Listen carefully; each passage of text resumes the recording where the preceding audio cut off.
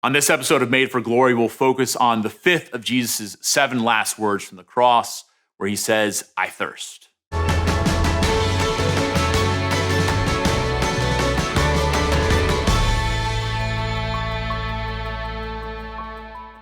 Recently, a friend of mine was telling me about a man named Scott Harrison. And Scott Harrison had a conversion later on in his life where he began to recognize the extreme poverty throughout the world. And he started working towards eradicating that poverty at its most fundamental state, the reality that millions and millions of people live without clean drinking water.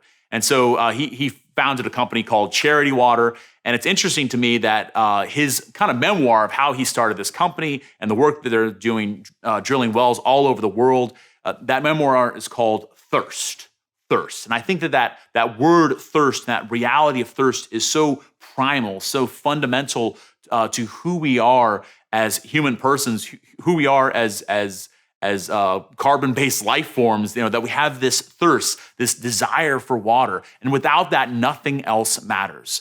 And so it's so fitting that on the cross in John 19:28, we hear Jesus speak these words, I thirst, I thirst. And that's something that people looking at Jesus on the cross, praying about that, mystics and saints throughout the history of the church have dove deep into that, the mystery of what is Jesus saying here? What does this mean? Obviously, he must have been parched. He must have been incredibly physically thirsty, having gone through all of the agony in the garden the night before his crucifixion, that public trial and humiliation. Probably wasn't given anything to drink during that, as the cross was forced on his shoulders and he walked through the dusty streets of Jerusalem, now hanging for 3 hours on the cross. That incredible violence of crucifixion that was so terrifying for the Roman people that oftentimes they wouldn't even talk about crucifixion in polite company because it was so violent and scary for them, that from that place, Jesus says, I thirst. But obviously, it's much more than that because Jesus is truly man, but he's also true God. So what does it mean for God to say, I thirst? For God to express a need? Because, of course, the very nature of who God is God is the one who needs nothing.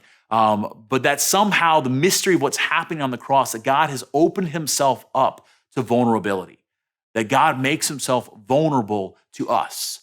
That God actually, in the words of one of the great mystics, that Jesus says, I thirst for you. I thirst for your love. That he thirsts for the love of every man, woman, and child.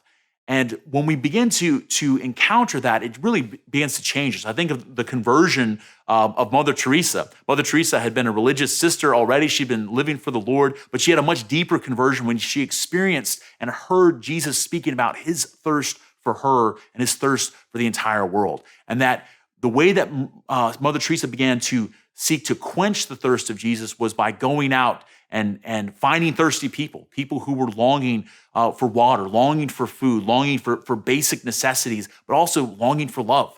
And because of that, she began to encounter the thirst of Jesus more and more for her. So if you ever go into one of the chapels of the Missionaries of Charity, that's the group of religious sisters founded by Mother Teresa, this worldwide organization that brings drink to the thirsty.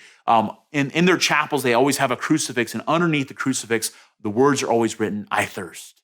So that when they go to pray, and they do several hours of prayer every single day, and that becomes their fuel for going out into the world, they encounter Jesus' thirst for them, Jesus' infinite longing and love for them. And because of that, they can go out and seek to quench the thirst of Jesus, what Mother Teresa would call the distressing disguise of the poor. So today, as we look upon Jesus on the cross, as we hear those words from John's gospel, I thirst, recognize that Jesus thirsts for you, that he longs for you, that he loves you. And the more that we enter into that, we can recognize our own longings, our own desire, our own thirst for love and for that transforming communion and relationship with him. And because of that, we can go out into the world and seek to satiate the thirst of those who are made in the image and likeness of God, that we can seek and find Jesus in the distressing disguise of the poor.